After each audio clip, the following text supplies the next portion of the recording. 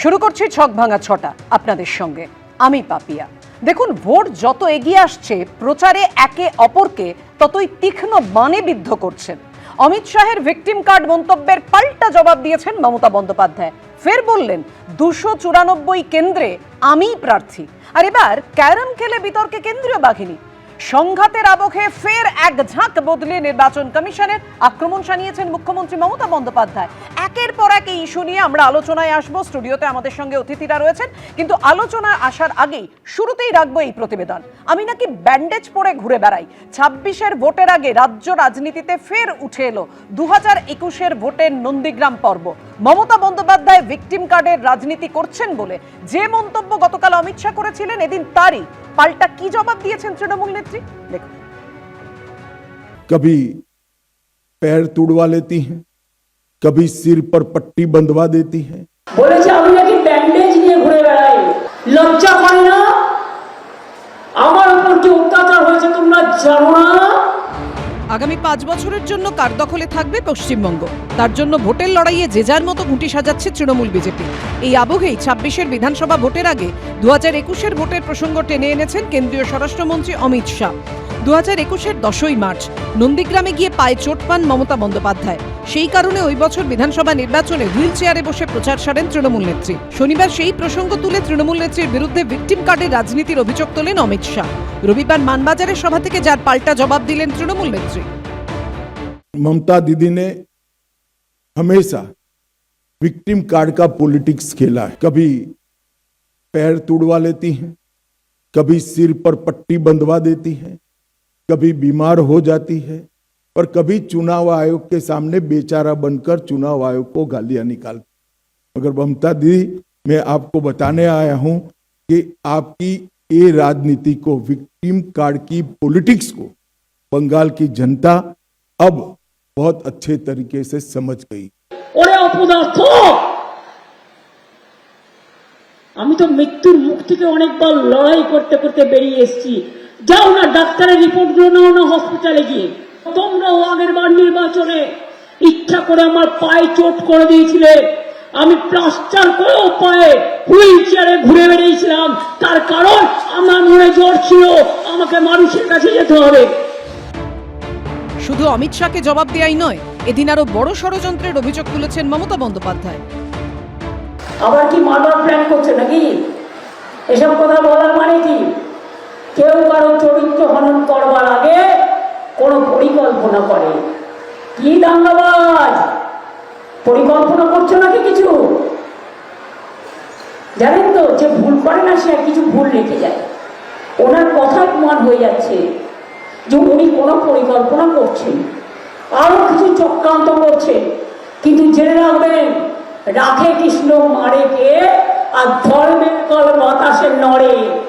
এবার নতুন নাটকের অপেক্ষায় আমরা রয়েছি এবং নাটকের তো আগের নাটক তো আগে স্ক্রিপ্ট তো আর নতুন করে পুনরাবৃত্তি হবে না আমরা জানি।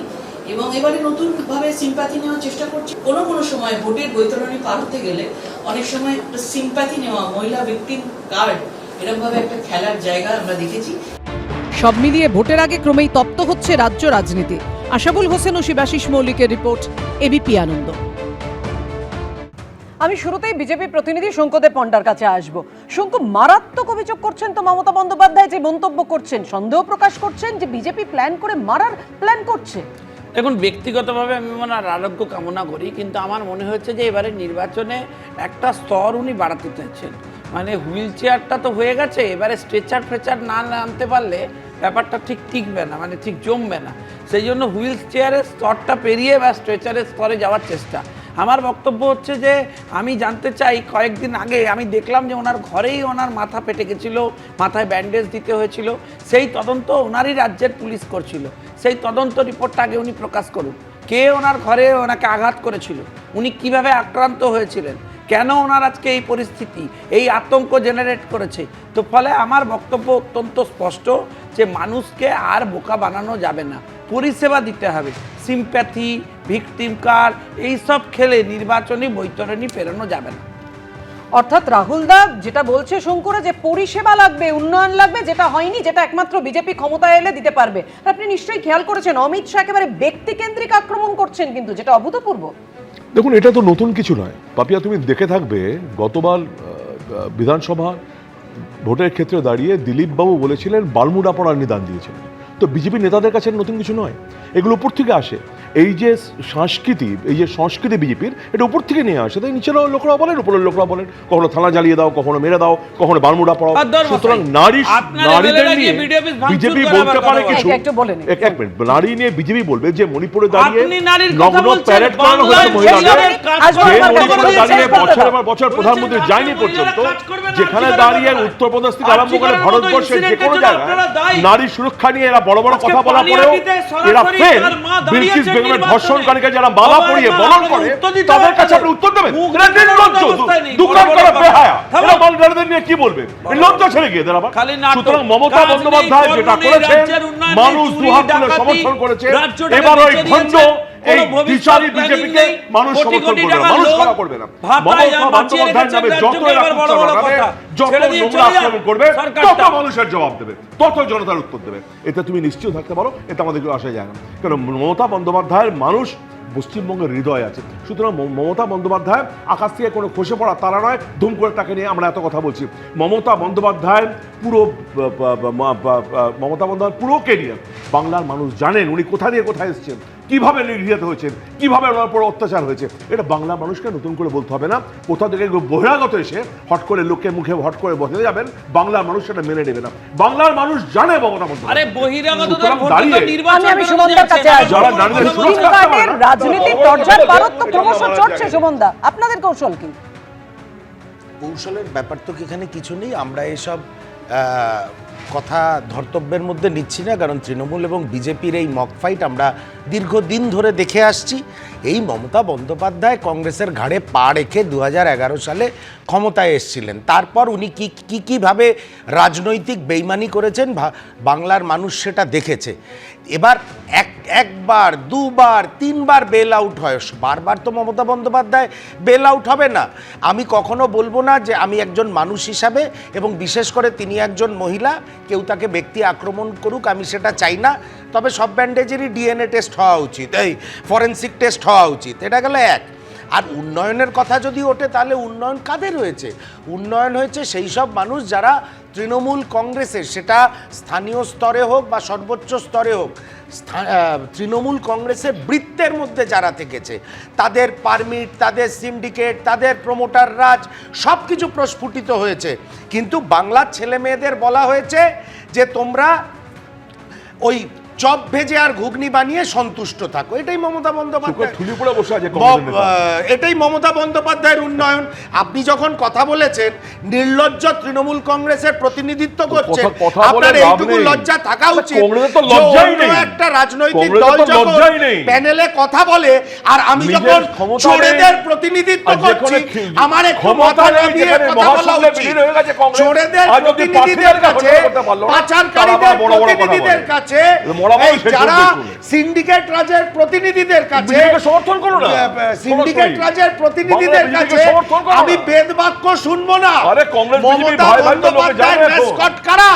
এই প্যানেলে আগেও বলে গেছি, জেসিবি, শাহজাহান, এরা হচ্ছে সব আপনাদের দলের ম্যাসকট। আপনারা আবার অন্য রাজনৈতিক দলের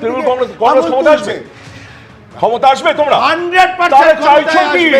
অতি বড় শত্রু জানে তোমরা ক্ষমতা আসবে না। এই 2026-এ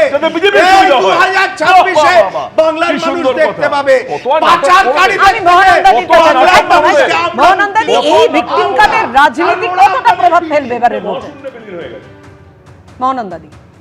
হ্যাঁ, দেখো, বিজেপিকে এখানে প্রধান বিরোধী দল হিসেবে তারা উঠে এসেছে 2019 থেকে।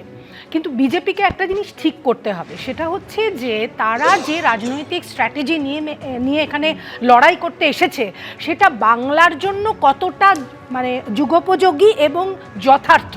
যেরকম পরিষ্কার কথা বলছি যে ধর্মীয় মেরুকরণ, এটা আমি সবসময় বলি, বা এই যে তরোয়াল নিয়ে মিছিল, হাইকোর্টের বাধা সত্ত্বেও শিক্ষা প্রতিষ্ঠানে রামনবমীর পুজো, হিন্দু মুসলমান বিভাজন, এগুলো কিন্তু বাংলার সংস্কৃতির সঙ্গে যায় না। এটা প্রথমে বুঝতে হবে। এটা প্রথম এটা খেয়াল করুন, অমিত শাহ যেভাবে তীক্ষ্ণ আক্রমণ শানিয়েছেন এই ভিকটিম কার্ড নিয়ে, এটা আগে দেখেছেন? এই মানে এটা ব্যক্তিগত আক্রমণ হয়ে যায়। মানে আগেও আমরা দেখেছি বিভিন্ন নির্বাচনে একটু নেতা নেত্রীদের এই ব্যক্তিগত আক্রমণ, এইগুলো কিন্তু খুব কুরুচিকর বলে আমার ব্যক্তিগত মত। একটা কথা বলে নিই, যেটা হচ্ছে যে একটা জিনিস লক্ষ্য করো যে আগের যে নির্বাচনে বিজেপির যেটা মেন এজেন্ডা ছিল ডাবল ইঞ্জিন সরকার, আমি যদি সেটাও মেনে নিই তাহলে গুজরাট যেখানে পার ক্যাপিটা ইনকামে 1 নম্বর পজিশন ভারতবর্ষে, সেখানে 38% অপুষ্ট মানুষ, সেখানে লিঙ্গ বৈষম্য মারাত্মক জায়গায়। আসামের ক্ষেত্রেও তুমি যদি দেখো মানব সম্পদ উন্নয়ন, শিক্ষা, স্বাস্থ্য এগুলো কিন্তু ন্যাশনাল অ্যাভারেজের নিচে। কাজেই বিজেপিকে কিন্তু উন্নয়ন যদি করতে হয় তার বার্তাটা হাইলাইট করতে হবে। এই ধর্মীয় মেরুকরণ করে কিন্তু আমার মনে হয় তাদের স্ট্র্যাটেজিতে খুব লাভ হবে না। আরেকটা যেটা কথা বলবো তৃণমূলের ক্ষেত্রেও, যে 2019 অবধি তাদের যে উন্নয়নের প্রতি ব্যয়, পরিকাঠামো উন্নয়ন খুবই ভালো, কিন্তু পরবর্তীকালে বিজেপি যখনই উঠে এলো নরম হিন্দুত্বের তাসটা কিন্তু তৃণমূলও খেলতে শুরু করেছে। অর্থাৎ এই মন্দির বানানো ইত্যাদি। দেখো, মন্দির মসজিদ তৈরি করা সরকারের কাজ নয়, তারা যাতে যে ধর্ম যে যার মতো পালন করতে পারে সেটাকে রক্ষা করা হচ্ছে প্রশাসনের কাজ। এটা আমার কথা নয়, এটা একেবারে সনাতন শাস্ত্রের কথা, চাণক্যের অর্থশাস্ত্রের কথা।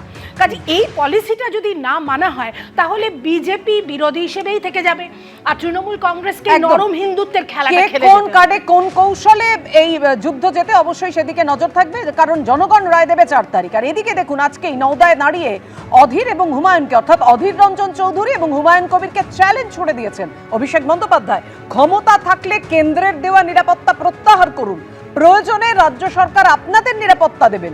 এখনো দিল্লিতে বাংলো ছাড়েননি অধীর রঞ্জন চৌধুরী। এটা কি সেটিং?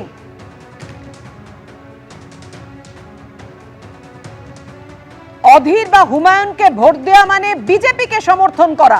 আর কি বললেন অভিষেক বন্দ্যোপাধ্যায় দেখুন। কংগ্রেসকে ভোট দেওয়া এই নির্বাচনে, বা অধীর বাবুদের ভোট দেওয়া, বা সিপিএম কে ভোট দেওয়া, বা হুমায়ুন বাবুর পার্টিকে ভোট দেওয়া মানে বিজেপিকে সমর্থন করা। সারা ভারতবর্ষে দেখুন যত রাজনৈতিক দল আছে সব রাজনৈতিক দল থেকে ভেঙে বিজেপির কাছে চলে যাচ্ছে, আর তৃণমূল একমাত্র দল বিজেপি ভেঙে তৃণমূলে আসছে।